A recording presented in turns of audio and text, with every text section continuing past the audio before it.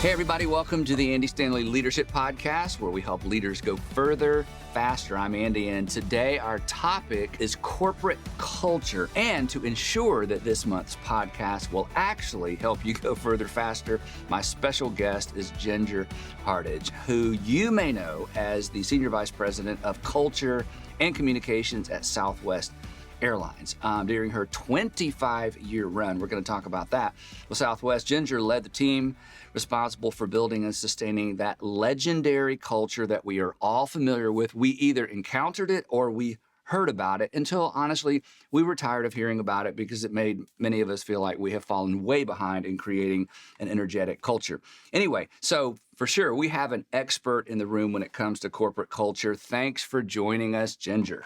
Andy, thank you so much. My first encounter with you was in person, was backstage at LeaderCast. Yep. And I felt no pressure to be there in front of a legend and about to be presenting in front of thousands, but no surprise, you were encouraging and just set the right tone, and boosting others' confidence just comes naturally to you. I can't imagine that anyone needs to boost your confidence, but thank you for saying that. It's always interesting who we meet in green rooms, isn't it?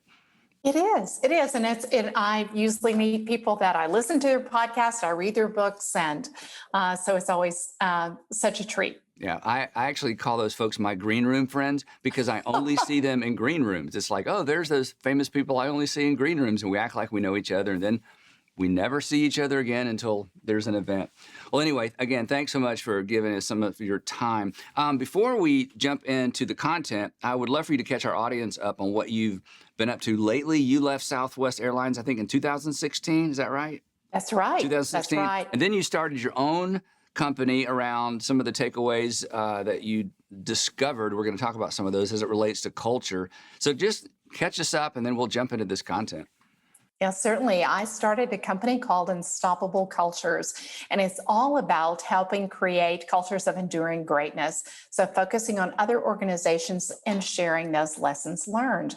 And then also, based on my volunteer activity with Ronald McDonald House through the years, I'm now the global chair of Ronald McDonald House Charities, which is now definitely a global organization and in countries across the world. So you have developed this talk or this content around what you call the 5 lies of corporate culture. And I want us to talk through those in just a minute. But first, before we do that, kind of stepping back into your former career, culture and development of culture and protecting culture has been a common thread throughout your career.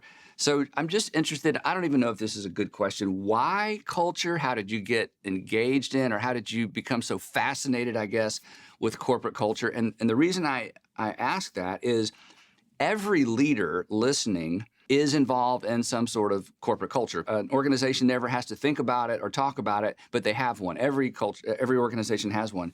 But for you, this wasn't just we have one. This became a passion that, again, you've carried with you even after you left Southwest Airlines. So talk just about how did this become such a big deal to you? So much so, again, that this continues to be something you love to talk about. Well, you certainly hit upon it, Andy, because every organization has culture. And it can either be one that they create or it's one that just happens by default. So what I'm interested in is organizations being intentional in creating the kind of culture that's going to drive their organizations forward. So we've all probably worked at some sort of dysfunctional culture at some point in time, but I'm talking about the kind of culture that will drive job applicants. People are going to want to come work at your organization, where your employees are going to act like owners and be a part of driving your business results, and your tenure is going to increase with those employees. And then when looking for being able to create the kind of magic when the purpose of an organization can match up to what an individual does in that organization and drive the results of the organization forward, and helping organizations find that magic inside their culture. Well, one of the things that happened at Southwest Airlines is what you just touched on. Somehow you and the people around you were able to use your term, magically combine the personal passions of employees with the passion and the unique culture of Southwest Airlines. So it's as if you, obviously the hiring process was part of that because you were able to hire the right people that, again, synced up with what you were trying to accomplish. But backing up just a little bit, when it comes to young leaders specifically, and again, this is a little off topic, but I would love for you to weigh in on this. A lot of young leaders I know come into our organization and they just haven't lived long enough to discover their purpose. It takes some time. It's a bit like maturity. You can't mature without time. It's necessary. And I think in terms of discovering personal purpose, the same is true. So what was your experience with young leaders, because you harnessed the energy of those young leaders who were searching for purpose, while at the same time you're trying to overlay a corporate purpose on individuals who are still trying to find their individual purpose? How did you manage that tension? Because it's a tension that I feel like we have to manage. Well, Southwest Airlines had a purpose from the very beginning and a great culture. It was founded in 71 by Herb Kelleher and also a woman named Colleen Barrett. And they worked from the very beginning to put a firm culture in place. And one of the things that we always worked on at Southwest was understanding our strengths. And the organization has gone even deeper on that. Not only does the organization know all of its strengths as a company, but it helps the individual focus on their strengths, either through strength finders, Myers-Briggs, other ways. So that's what I recommend for organizations, is to help your employees find their strengths. And we've all heard the term right seat on the bus, helping those individuals find the right seat on their bus. So we always talked at Southwest Airlines about our purpose, and our purpose was to connect people to what's important in their lives. And we did that through three ways: friendly, reliable, and low-cost air travel. And friendly, that translates to providing hospitality at every point. Reliable, that's the pilot or the employees at the airport are going to make sure your flight's on time. And then low cost, because you can't have low fares without having low cost, and looking at employees, looking after those low cost in every possible way. So it's helping those employees get into the organization, find the right seat on the bus. And that's one of the things we really encouraged at Southwest. We didn't expect people to come in and I'm going to be a flight attendant forever.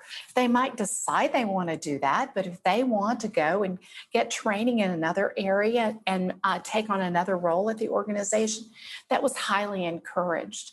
And I think we've all worked at organizations where you come in and it wasn't encouraged for you to be in different areas. But as we know, and as we've learned over time, that makes an employee so much more valuable if they could have spent different times and learning and adding value in different levels throughout the organization. And then the longevity connected to that, obviously, you basically, in a positive way, recycle culture and reinforce culture, because the longer people are there, obviously, the more entrenched they are in the culture, and that trickles down through the rest of the organization. I want us to jump into these 5 lies that you've identified that relate to corporate culture. And as I have heard you talk about these, and as I've reviewed these for our conversation, they are always relevant, and I think they're relevant for every organization. So let's jump in. The first one is culture. The first lie is culture is fluffy. We have both heard this so many times. Why talk about it? Why meet about it? Why read books about it? It's too soft. It's intangible. We can't measure it. What do you say? Well, I say I get it. If you think culture is all about, having a ping pong table or balloons or things like that, that is not the kind of culture we're talking about. There's certainly nothing wrong with a ping pong table or balloons, but I'm talking about the kind of culture that can drive your bottom line and improve your business results. So when we think about great corporate cultures, I think some of the organizations that I often hear about are Chick-fil-A, which is #1 in financial performance in the casual restaurant category. Trader Joe's, again, #1 in consumer preference. And then, of course, my favorite, Southwest Airlines, which is 47 years of consistent profitability. So these are companies that start their drive for business results with their employees. Those happy employees are going to take care of the customers, and the shareholders and stakeholders are going to be taken care of. So that's what I'm talking about in terms of a kind of culture that isn't fluffy and focuses on business results. And again, for as you mentioned up front, those of us who have worked in healthy cultures, you can't necessarily define it. You just know it was healthy. If you work in an unhealthy culture, it's easier to define because the problems are so they surface so quickly. In a healthy culture, sometimes we don't even recognize how healthy it is because, again, it's more drama free. But here's the question that entrepreneurs are going to ask, and I would be tempted to ask if I was a bit more skeptical, is, okay, that's great, but honestly, how does that translate into profit? I mean, what is the trickle down? Because the things we can count obviously get our attention and usually keep our attention because we can count them. It's how we measure our progress. Measuring progress in terms of culture, it's very difficult to do because it's not unnecessary, but it's just so oftentimes intangible. So in your experience, what's the connection, or what are the connections between a healthy culture and profitability? And then if you want to just go from there and talk about how you go about creating healthy culture. Right. Well, I think you have to focus on your return on culture, just like you focus on your return on investment. Wow. You've got to focus on your return on culture. And is that measurable? It absolutely is. And it depends on what you're trying to change within your organization. So one of the things a lot of organizations are focusing on is retention, and that is measurable, and that's directly tied to a strong culture. Because I've worked with an organization that wanted to improve their culture, but they had to first start with improving their retention. So what needed to change in their organization to allow them to focus on their retention? And customer satisfaction is another thing that's directly tied to culture. How are our employees delivering that great customer satisfaction? We have to listen to our employees as well, because sometimes that lack of customer satisfaction could be based on a bad policy. So how do we change that policy to make it possible for our employees to be able to give that great customer service? And how are we encouraging that? And I'll talk about storytelling more later. But one of the ways we encourage that great customer satisfaction results and delivery at Southwest was to continually tell stories about it, about how the customer letters that might have come in and what they were saying about that our employees did that made such a difference in their lives and made them want to come back to Southwest Airlines. So how are we sharing those stories about those results within our organization? So customer satisfaction and retention. I mean, those are two super concrete ways, but I think we all pay attention to, but I don't know that we necessarily correlate those to the health of a culture. But you're absolutely right. Those are trickle down. Those are overflow or reflections of corporate culture. So that's really helpful. What do you say to the person who says, well, okay, I inherited a culture. I walked into a well-established culture. It's not a good one. It's not a healthy one, but it seems so enmeshed, both in terms of the personalities, the history. Is it realistic to think that I can change the culture of an organization? Can you just, give that group of people a little bit of hope before we jump into number two? Yes, and I think especially if you're the leader of the organization, you can do a lot to set the tone for the organization, because nothing can turn an organization toxic faster than the leader not setting the example. So a wonderful time to change culture is if you're coming in as a new leader and setting the tone for what you expect. By your visibility in the organization, by setting your expectations and modeling the values that you actually want other people to follow. The other thing I'd say to anyone really trying to work on their culture is to look at your level of communication. How are you communicating in the organization? And that's one thing I think a lot of companies have recognized during the pandemic is the need to increase their communication more. And I'll give the example of Southwest Airlines.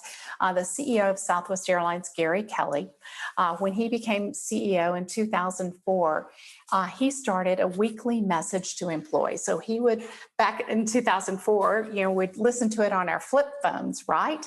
But he's carried it forward all the way to today, where employees can listen to the message from the CEO, they can read the message. But during the pandemic, on top of that weekly message, he also sent out over 60 videos. So and I don't think that rate is going to slow down because it was another way to reach employees directly.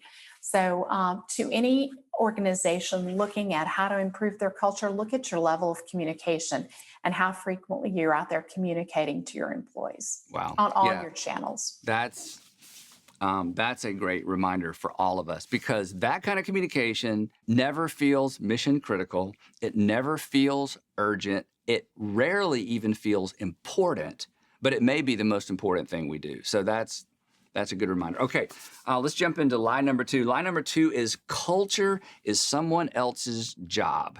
Culture is someone else's job. And the reason I would be tempted to believe that is because culture doesn't even seem like a job. It seems like a responsibility, but I don't know how to do it, so somebody else is going to have to do it. So lie number 2 is culture is somebody else's job. Talk about that one. Well, actually, in the most healthy organizations, culture's everyone's job, but it's definitely a requirement for leaders. Again, and I'll use the same phrase, acting like owners. That's what we want all of our employees to do. But our leaders are the ones who set the tone and making sure that culture is a top priority. And so one of the things we did, you can add it to your job description. And we did that at Southwest. I every year had my job review with the CEO, and how I led the culture was part of my job description, but so was it for the airport director in Amarillo. How was that individual leading the culture of the organization? That was on his or her job description as well. So one metric all of us as leaders can look at is look at our calendars. How much time are we actually spending interacting with our employees, whether that's taking that 30-minute break and when we can, now that we're coming out with the recovery in the pandemic, how are we going out and doing that face-to-face time with our employees? How are we out there? And so the great example of Gary Kelly going out, not only his 17 years of that weekly message, but amping it up and sending out those videos with increasing that face-to-face communication and how other organizations are doing it. So we all have a culture. Let's make sure we're not doing it by default and we're being very intentional by going out there as leaders. Yeah, one of the things that I've noticed, and I've said this to leaders before, I'd love to get your reaction. Our organization is 25 years old, and I'm a founder. So the longer I'm in our culture, the less aware I am of our culture. It's just the temperature of the room for me, right? A new employee comes in, or we hire somebody new, and they're suddenly stepping into our culture. It's like stepping into a room that's a different temperature, right? They've not adjusted. So new people are very aware of the culture as they are trying to transition from whatever culture they came from, or if they're right out of school, it's their first marketplace culture. So how do you, because you were there 25 years, what did you do to ensure that you were aware of the culture, not just part of it, and had grown so accustomed to it? Again, you lost your awareness. More time in creates less awareness of. But somehow you were able to avoid falling into that trap because you seemed to stay on the cutting edge of culture. You sensed the positives, the negatives. Somehow you were able to feel it and not just become a part of it. Does that make sense? Total sense. And one of the things we did at every one of our onboarding sessions, when you're bringing in new employees, we would make sure one of the leaders spent time with those employees. That's a great way to reconnect.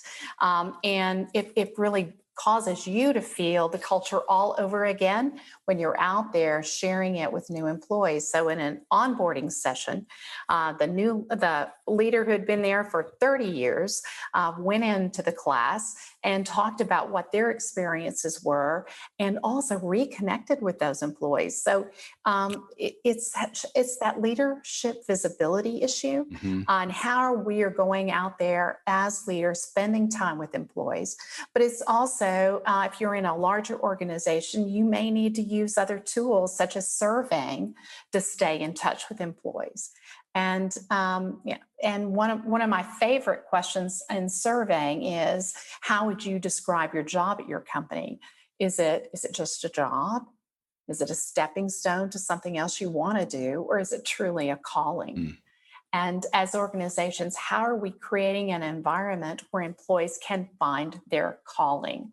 And so that's one of the things we always tried to do at Southwest is help people find their calling and help leaders stay connected but through visibility by going out in the organization frequently. We have an environment we call a line that we require new employees to go through. And then every 3 years, people who've been here for a while have to go back through it. And part of that is what you just said. Those of us who are been around for a while, we actually teach the fundamentals of the organization, go over the corporate documents. But one of the things we teach is the culture. And every time I do my part, I kind of have 2 sessions that I do every time we do a line. By teaching culture, it reminds me of our culture, and it reminds me sometimes of where I'm allowing it to slip. So I think, again, this is a great reminder for organizational leaders to put themselves in a place with new employees, especially where they're having to teach these things, because if you teach it, you're going to have to do it, right? I mean, there's built-in accountability when I'm saying to new employees, this is how we do it here, and then I walk away going, are we still doing it that way here? Should we keep doing it that way here? So that kind of interface is super important. Before we drop into this third lie, talk for just a minute about how important it is to define the culture of an organization, even though culture is very difficult to define. But if it's not defined, then of course it's someone else's job. It's so undefined, I don't even want to mess with it. And if it's undefined, it does feel fluffy. So at Southwest Airlines, and even with your work with the Ronald McDonald House, clearly you have something in mind when you think about the culture, but it has to be spelled out in such a way that it can be transferred in a conversation or transferred with an icon or transferred through values or phrases. So when you think about defining or clearly defining a culture, how did you do that? Or what does that look like? Because that kind of sets us up for this third lie, because the third lie is, well, our values are on the wall. And what I say to organizations all the time is, hey, is what's on the wall happening in the hall? Because if what's on the wall isn't happening in the hall, there's no transference. And oftentimes it's the culture that connects those grandiose values to the daily activity of the organizations. So in your corporate experience, did you define culture with an icon, with a sentence, with words, with values? Was it a combination? So when people came to work with you, and you wanted them to protect the culture, how did they know exactly what you're talking about? Well, I think you do it through defining your values, and a lot of organizations, they spend time they go do an offsite, they spend the time identifying their values, and then they put them up on the wall, and then they go about the business of work and never refer back to the values. So the values don't ever actually inform the culture. Is that correct? They get too busy, they forget about it, and they never refer back to the values. And they're just there on the wall, and half the organization couldn't even repeat them. So once you spend all the time defining your values and the behaviors that go behind and alongside those values, how reinforcing them in our organizations. So the best in class organizations spend time at every touch point through hiring, onboarding, training, recognition, all the way to performance evaluations.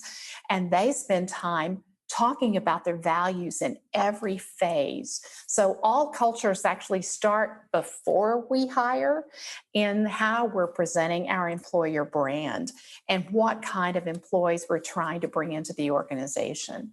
And the next way we do it is we make sure we're hiring tough so that we can manage easy. We're taking the time to hire the right kind of employees, the right kind of skills, but also it's got to be the right value fit.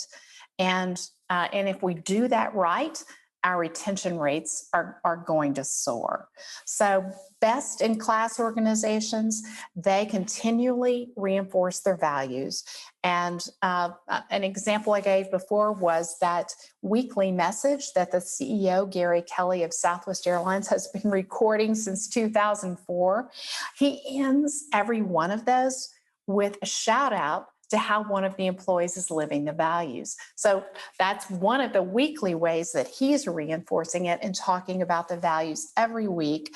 And not only is it a great example for that employee and a pat on the back, but it also prescribes for everyone else something they can do to live the values and models the kind of behavior that the company is looking for.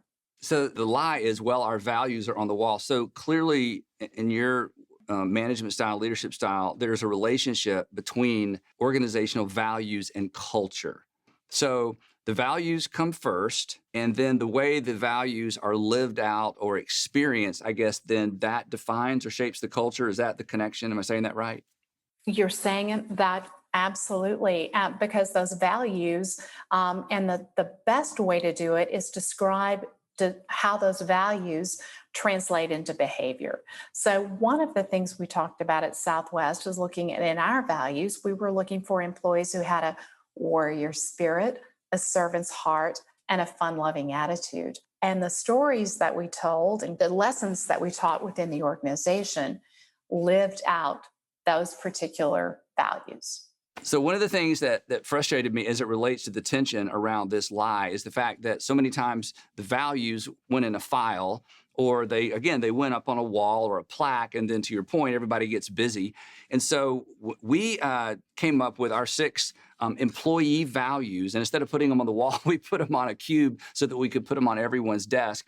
And to your point too, we attached a question to each one of the values, because the value statement is somewhat stagnant, but when you attach a question to it, and I think you mentioned that, it forces me to personally engage. So one of our staff values is make it better, make it better, make it better where you work, make it better based on what you see. And the question, of course, is, am I making it better? Well, I've been pulled into the discussion of whether or not I'm actually living out this value.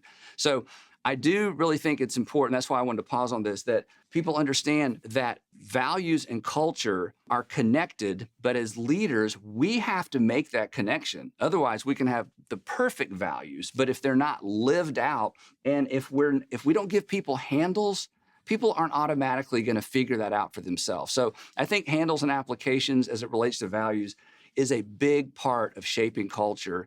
And then for folks in our situation who feel responsible for the culture, it gives us something to go back to that's concrete. Is that what you've Yes, we have experienced? to have those behaviors. We have to continually talk about it. Yep. And that's the only way to enforce it. Because if we're just talking about a lot of organizations have integrity, for Yeah, example, but good what does example. that mean? Yeah. How are you living it? Right. And how are you reinforcing that? So I like to say culture isn't a faucet that you can turn on and off. You can't just have those values on the wall and never refer to them again. You've got to continually build it in to every point along the way in the employee journey. So all the way from before you're bringing them in, all the way to performance evaluation. How are you talking about how that individual's living the values inside the organization every day? That's great. All right. The 4th lie is, if I empower my employees, I might lose control. If I empower my employees, I might lose control. And the truth is, you might, but it's worth it. Talk a little bit about this. This is a really big deal, because our unwillingness to empower other people becomes the lid. It can become the lid to the whole organization, but it certainly becomes a lid to our influence in the organization. So this is huge. Yes, we've all, and I like to describe this as freedom in a framework, because if a lot of leaders feel that they're going to lose control if they give their employees power, but boy, they're going to miss out on so much individual contribution and empowerment. So if you look at freedom in a framework, all of us have a certain framework that refers to our jobs. But boy, if we were able to give the freedom to our employees to actually use the personality and the skills we actually hire them for, that would be incredible. So we can all remember that situation with a 1-800 call we might have had, where we can tell that that person is just on a script. They are going by the script. They're in that framework.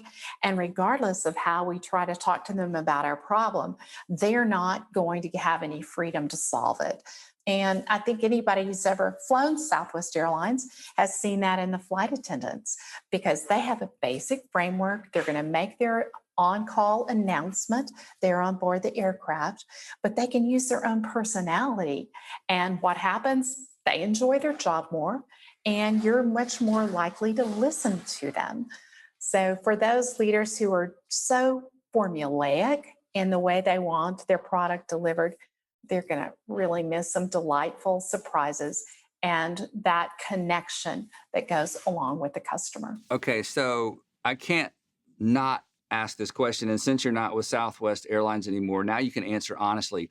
Surely that whole flight attendant thing got out of hand from time to time because there was so much freedom and so much humor and so much personality.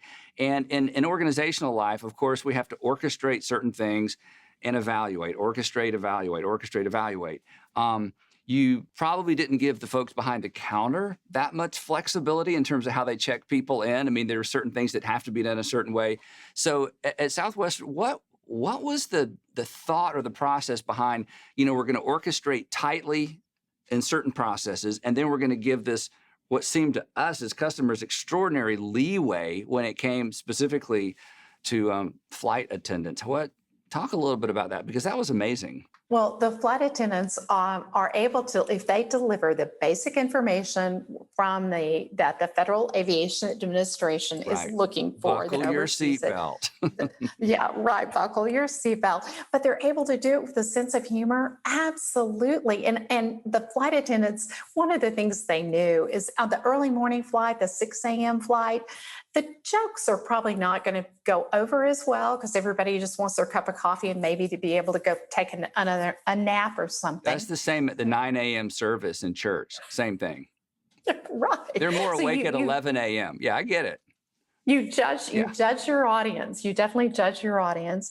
But the flight to Vegas, yeah, they're gonna probably want a few more jokes going on. So the employees, there was a rare occasion when you had to reel someone back in. In fact, you can Google funny flight attendants on Southwest Airlines, and YouTube is going to give you a lot back. And it was encouraged. That's because Southwest is an organization that doesn't take itself too seriously. And that's one of our values. And that doesn't mean you have to be the funniest person in the room, but you just don't take yourself seriously. So you didn't have to be a funny person to be hired. Your great trait might have been empathy. And you gave that back to other people as well. So we're looking for, if you hire people right and you bring them into their organization, you share your values, and you're able to allow them to show their personality, that you really hired them for it, that spark in the first place. The idea of bringing something so casual and so fun and so seemingly unscripted into an industry that is safety first, safety first, safety first. Those things, they don't seem to mesh up at all. So that seemed like somewhat of a big risk, but obviously it paid off and it worked. There's a leadership lesson there somewhere for those of us who get so boxed in by our industry that we think the framework, that the box is way smaller than perhaps it really is. So that's amazing. Southwest was a disruptor early on. And how are you going to break out with any of us in our brands? What is going to make us stand out? And how are we going to be different from the others? And every business, especially in a crowded field, has to figure out the differentiator. And that was a unique differentiator for sure. Line number 5, we can't afford culture. We can't afford culture.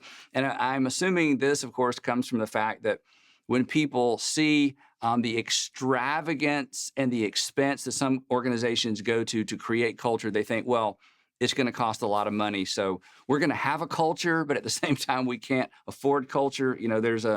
There's some tension there. Talk a little bit about this one. Culture doesn't have to cost a lot to be effective. So I'd love to give some free ideas about that, because our spirit is willing, but our budget is weak. Yep. I get that. So how are we going to go about doing that? And some of the free things I would tell people to do would be to put storytelling front and center, because repeating those stories will help employees see the unlimited boundaries that they can go to help solve problems for the customers, and it gives them so much personal empowerment. Number two, I'd say be inclusive in decision making and involve employees who are closest to the work. Let them make the decisions. The example there was when it was time at Southwest to get new uniforms. The employees were charged with that task, a whole task force to decide what the new uniforms could look like. Yes, it took longer than probably just going and just purchasing them, but the satisfaction rate was so much higher. And again, being as inclusive in decision making as possible. And then we also created volunteer opportunities for employees. And that again mixes up employees in different situations and how much value it brings back to the organization for allowing employees to get involved in representing their organization outside in the community. So put storytelling front and center. And I guess this would involve, sometimes the way I say it is when you see it, give people an opportunity to experience it. Like when you catch somebody doing the right thing, you elevate those stories. Because again, as we said earlier, values can be so stale, but when we catch somebody living out a value, anytime we can showcase or platform that experience or that story, that's super helpful. Number two, be inclusive with decision making. Again, this is so hard for us, as leaders, because it does take longer. And what do they know? And aren't we hired to have all the good ideas and come up with all the decisions? It does take so much longer. But not only is it empowering, but to your point, it reinforces a culture of we rather than they, and then create volunteer opportunities. Now, I'm so glad you brought up volunteering because you've recently, as we mentioned earlier, stepped up in that category to be the global chair of the Ronald McDonald House Charities. So again, how did you get involved? Again, the transition from for-profit to nonprofit, was that an easy thing? Did you enjoy that? Is it so different, or is it so much the same that you feel like you've been able to take your corporate experience into this nonprofit world? Well, my involvement in Ronald McDonald House actually started through Southwest Airlines because Southwest encouraged us as employees to get out and volunteer. And one of the things we did was cook at Ronald McDonald Houses. My first time to cook was in Kansas City at the house in 1990, and I was immediately hooked because I saw what was happening through that family-centered care, the families actually involved in being able to be near their children when they were receiving care.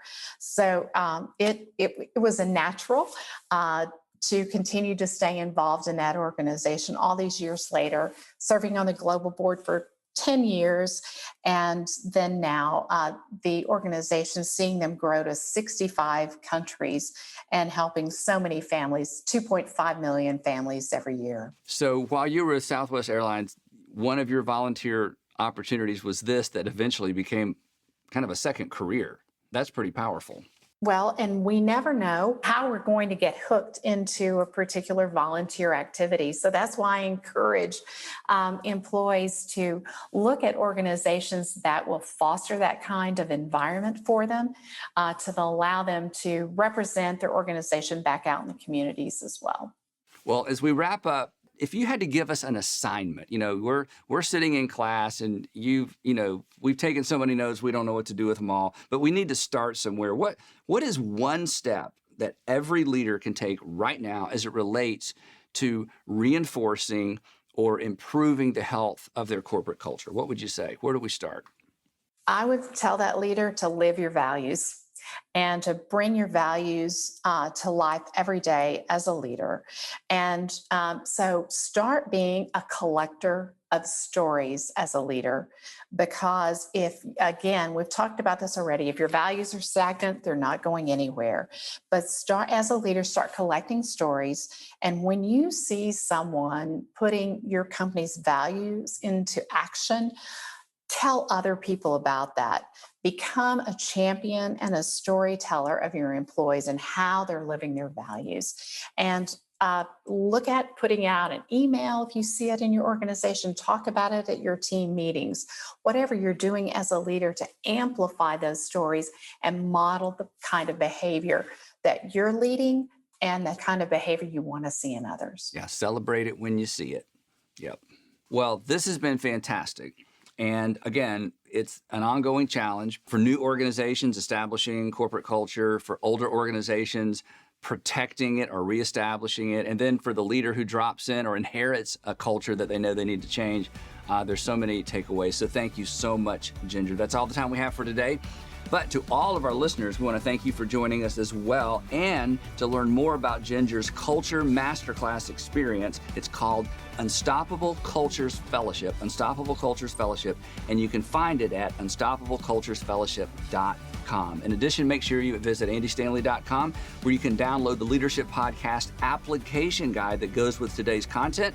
So if you discuss this content with your leadership team, we have some questions there that will help keep the conversation going. And I look forward to seeing you back here next time for another episode of the Andy Stanley Leadership Podcast. Thanks for joining us.